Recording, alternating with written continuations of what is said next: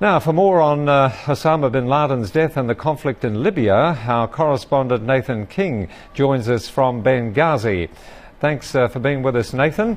Just explain to us about the current situation in Benghazi, as well as how Libyans are viewing bin Laden's death. Well, let's start with the current situation in Benghazi. All seems pretty quiet here today, but I can tell you across the Gulf of Sirte in Misrata, there is growing worries about that city. We've just seen boats go off, and I can tell you they're taking supplies there, but they're also taking weapons and men. They are going to the front line, and they are trying to basically step up their push there, because they know that what NATO has done has not stopped the onslaught from shelling outside the city from Gaddafi's forces onto the main port. The International Office of Migration has still not been able to dock its ship, which is meant to pick up 1,000 foreign workers and some injured who are in intensive care from the dockside as well. So it's still a very desperate situation there. And here in Benghazi, they are looking towards the Rome conference of the next 2 days, and they're really stepping up their demonstrations, asking other countries to recognize them as the official interim government of Libya, something they have not had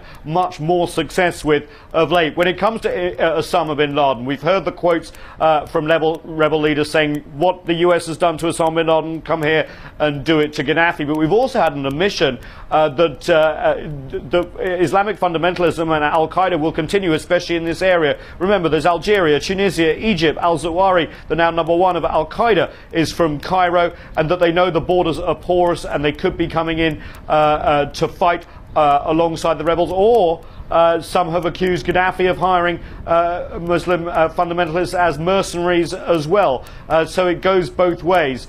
There is a feeling, though, as long as this conflict goes on, this could be seen as a way for Islamic fundamentalists to come in and stamp their mark on a difficult situation. So there is a worry here amongst the anti-Gaddafi forces.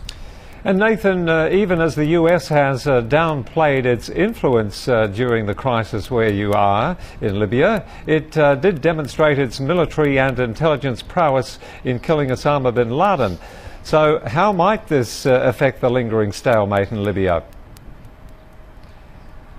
Yeah, it's interesting, isn't it? But remember, it took 10 years to get Osama bin Laden, and it was a huge point of national interest. The biggest attack on US soil since Pearl Harbor, and the biggest civilian attack in history. So it's very different when you think about national interests. And President Obama has made it plain that there is not a national interest in far as Libya